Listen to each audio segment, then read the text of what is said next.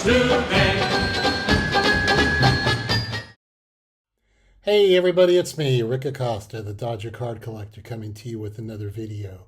Today is Friday, July the 5th, day after the 4th of July. Happy 4th of July to all of you, to all of us. Hopefully you had a good time with your family or friends, whatever you decided to do. I decided to lay low. I don't know what it's like in your towns on the 4th of July, but in my neck of the woods, sometimes 4th of July sounds like World War III is going on outside. So I tend to stick around. Having pets the past 15 years, I always had to watch out for them when the fireworks went off, just because I tended to get a little nervous that they would get scared by all the noise. And this year was no different. Oh, it was different because I don't currently have any pets, but that mentality still stuck in my head. So hopefully you had a good time. I watched some baseball. I actually watched some soccer, and good times. Good times. Card wise, I do not have anything planned this weekend. I actually did win an auction this morning, which I'm extremely happy about, which I will hopefully share with you in a few weeks. A football card that I bought, and I bought it at an amazing price. So always happy about that. So my morning got off to a good start. But as I was mentioning,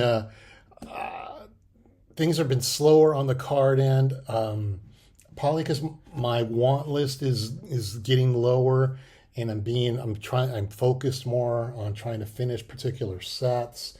But there are some card shows coming up that I've made some goals coming up, and one of them, unfortunately, is not the national. I will not be there, but I'm going to head up north for a couple of shows, actually, in the next coming weeks, and I'm hoping to see what I find up there. I'm seeing some videos of shows of dealers that I don't think come down here. Who knows? I could be wrong, but I just want to get a different lay of the land, and so there's some shows I have been staring at for a couple of years that I want to go to this year or early next year, just because I want to get going to card shows in different towns out of my system. I've mentioned this before. When you don't go to a show, there's always the FOMO, the fear of missing out, that this show was the most incredible show and I wasn't there. So like I said, hitting some Northern California shows in the coming weeks just to see what's going on up there. Then we've got the Burbank Card Show in late August, August 22nd through August 25th. We have the Long Beach Card Show, one of my favorite shows. This is going to be a crazy weekend, and I just found out this info today. The Long Beach Card Show is the 6th through the 8th, which is Thursday through Saturday. That same weekend in Pasadena is the Pasadena Card Show on the 7th and the 8th. And I literally just learned this. I was at Coffee Bean going through my Instagram account when all of a sudden I got this notice. There is going to be a Burbank show, not a Burbank card show, but a show at the Burbank Marriott on September 7th and 8th. Free admission, free prepaid parking is what the ad says. So in those 3 days, we're going to have 3 shows within 30 to 35 miles of each other. I do not plan on attending all of them, I can tell you that. I know I'll definitely be at Long Beach. I don't know if I'll be at Pasadena. I'd have to get in for free to get in, to probably go there. I might check out Burbank just because I can go to the show and check it out since it's free, and then go to the actual Burbank store after that. Burbank can be an issue getting there traffic-wise, you guys. For me, for those of you that don't live in LA, it's only 35 miles away, but those 35 miles, driving up there, hanging out there, you need to make a day of it. So I don't go up there. I don't go up to Burbank as much as I should. The sad thing is I used to work up there. But I do have some goals for these shows, and I want to share those with you guys. And there are goals that are going to stick through all these shows because I know I'm not going to complete them. And these goals will probably be goals going forward the rest of the year, just so I could share with you what my plans are for the rest of the year. Now, mind you, some of these things I'm going to share with you, um, like take that I'm going to say I'm looking for a 1968 Topps Nolan Ryan rookie card, and I just mentioned these shows that I brought up to you. If I buy a 1968 Topps Nolan Ryan rookie card, that means all these other cards are off the table for the time being. I'm not one of those that's going to list like 4 or 5 cards that I want and buy all 4 or 5. If I buy a big card, if I list a big card, that means I'm buying one of them. So just so you know. So here's what I've got going forward. I'm hoping this one is priority number one. I am down to 5 1968 Topps cards. Roberto Clemente, Henry Aaron, those two I hope to buy ungraded. Mickey Mantle, and then the combo Mickey Mantle card with Willie Mays and Harmon Killebrew, and Nolan Ryan. So those last three that I just mentioned, the combo card, Mickey Mantle, and Nolan Ryan, I hope to find graded. Most likely on the Mantle and the combo cards, I'm looking at probably 4s, PSA 4s. If I'm lucky, a 5. We'll see. The Ryan's probably gonna end up being like a 3. If I'm lucky, a 4. But prices are just still pretty expensive. So that's what I'm looking at, especially for the shows in the coming weeks. I am also looking for 1950 Bowman cards, period. Baseball and football. Football, I'm looking for Rams cards. For baseball, I am looking for around 150 cards. One of them being Ted Williams, and that is one of the bigger cards I need in the 1950 Bowman set. So I am looking for a Ted Williams, potentially a Larry Doby, and those are the two bigger ones I need. Williams being the biggest, though. I keep telling myself, I'm not officially building a set, but now I'm kind of like, if I can find the 50 Williams, then I've really gotten all the hard cards out of the way. So that's the plan going forward there. I'm also looking for 1969 Topps. I decided this weekend not to build a 1969 Topps set, but I did decide I wanted to add about 50 cards to my collection. I've already have Johnny Bench, Nolan Ryan, Reggie Jackson. So the one huge card I would need is the Mickey Mantle card. So I'm looking for that. I wouldn't mind getting a hold of a Raleigh Fingers rookie card. Those aren't that expensive.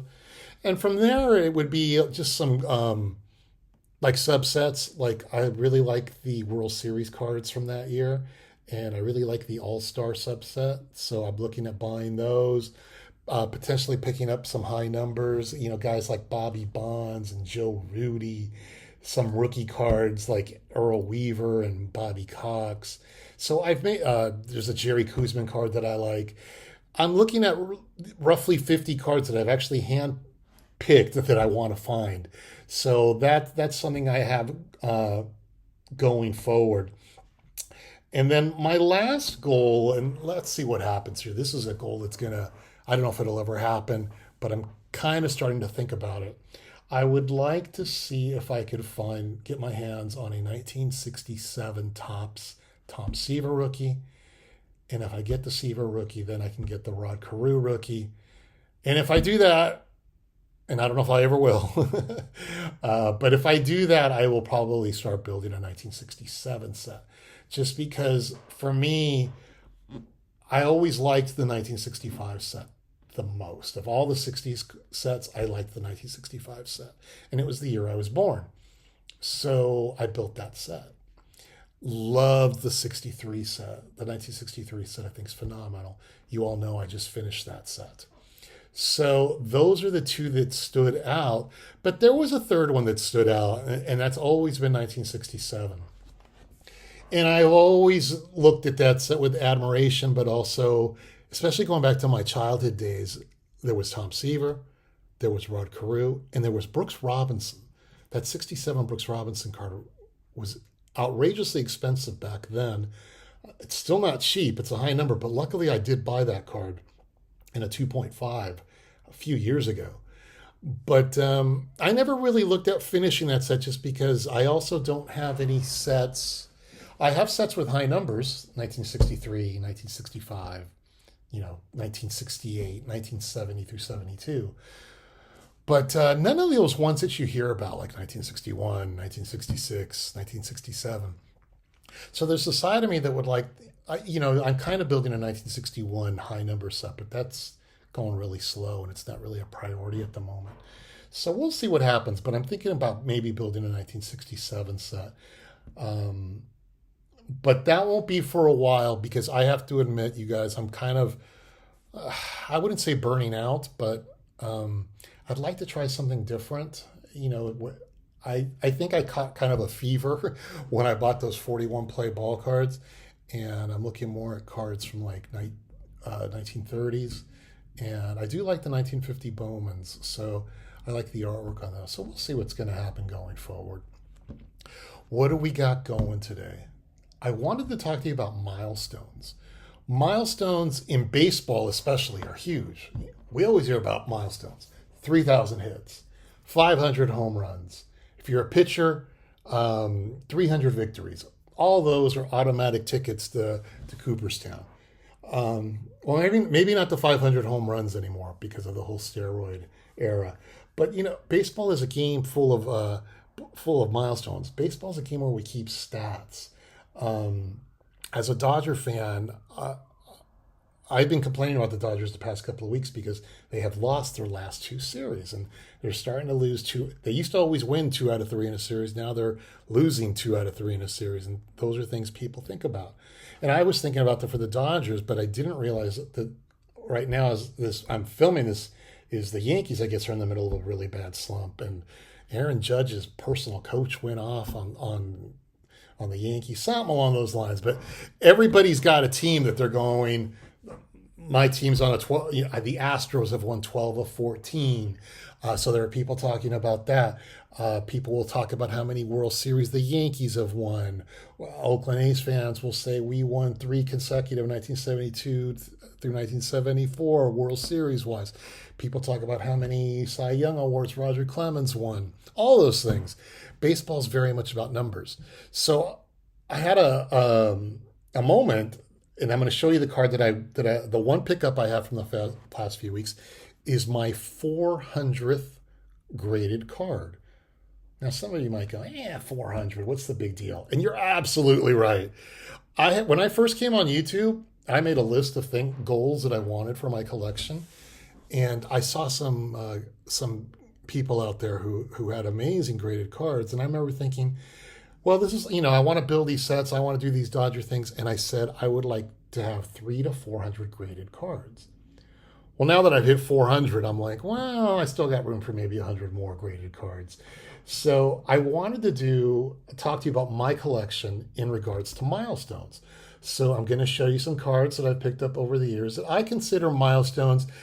And it's also just a way of showing you guys cards that I don't always get to show you, but it still brings some type of memory to me. So I'm going to turn the camera around, and we're going to take a look at some cards. Okay, so I got my cards out, got my notes out. Let's hope I don't mess up. Let's see. So this is my 400th graded card. And that is the 1968 Topps Johnny Bench and Ron Tompkins rookie card.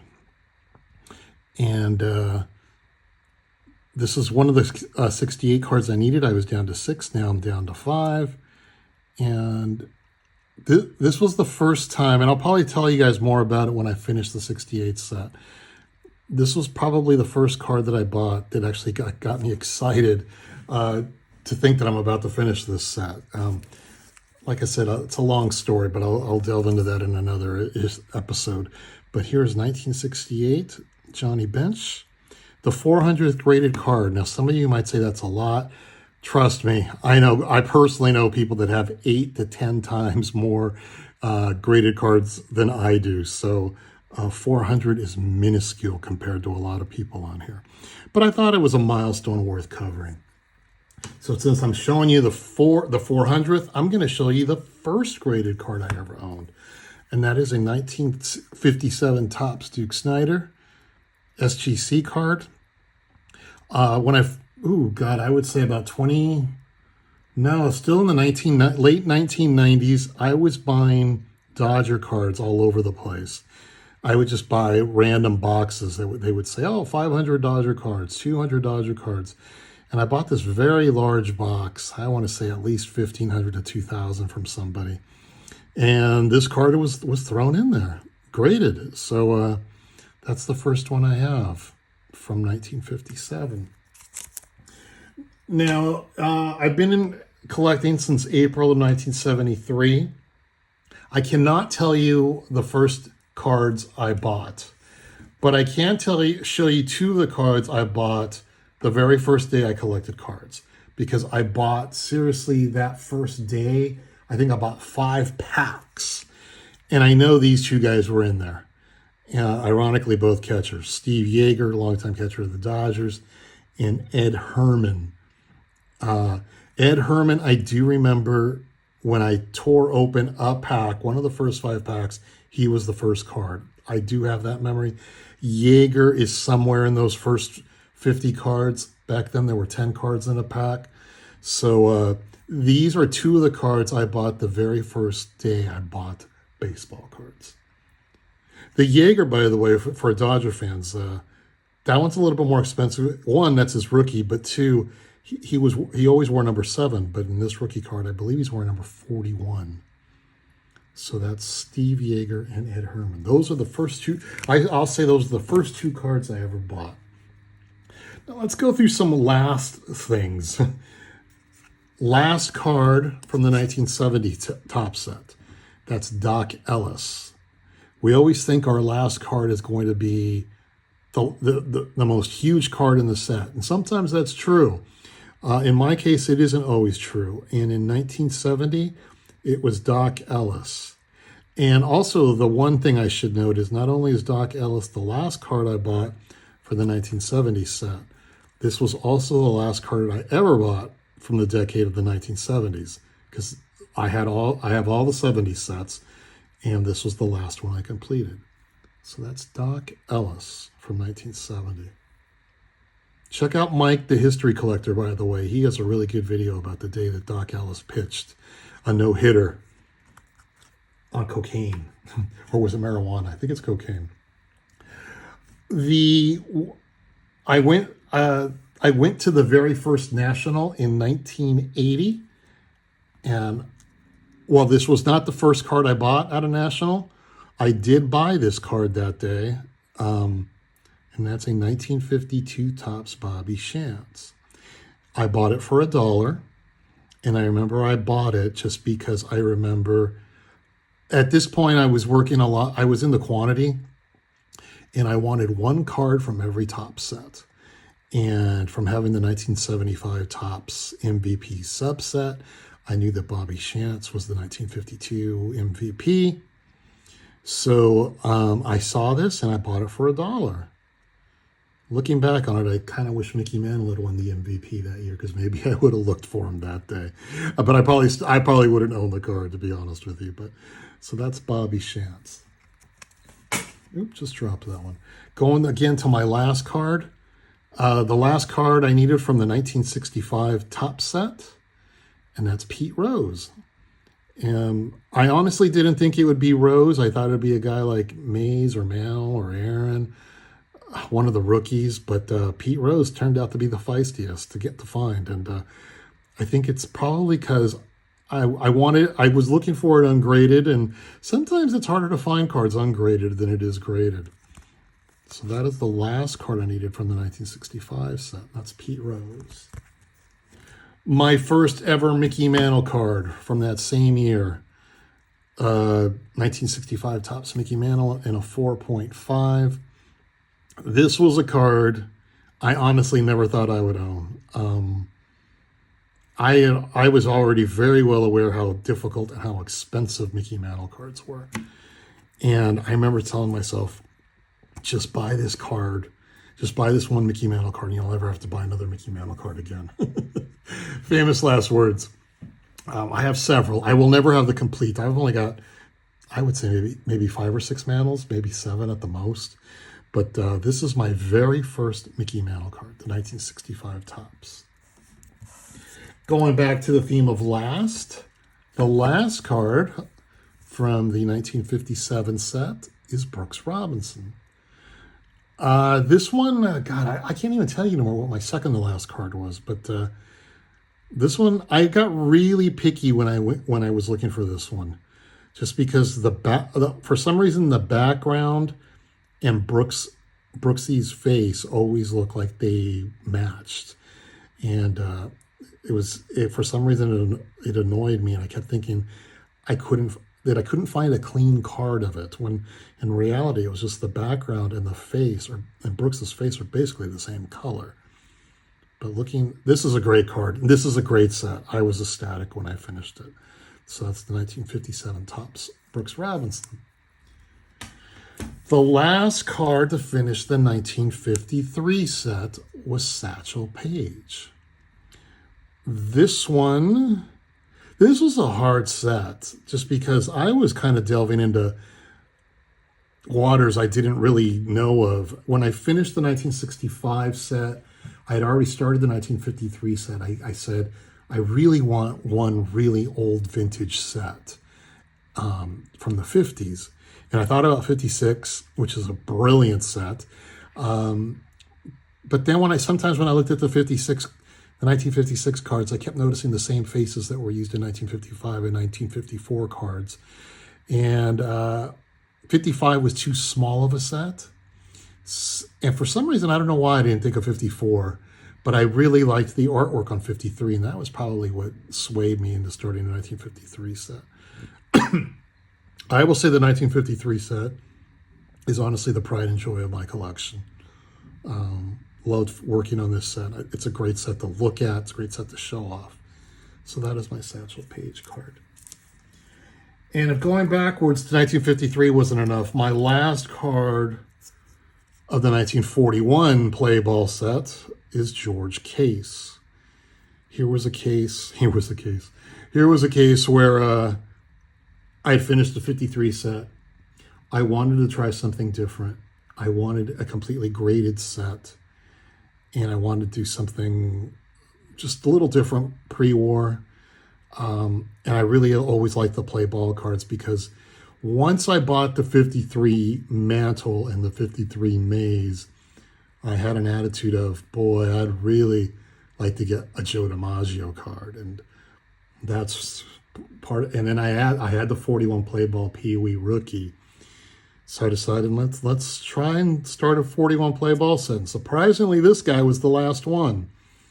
And the funny thing was, this also tended to be the cheapest card that I bought for this set. So that's George Case.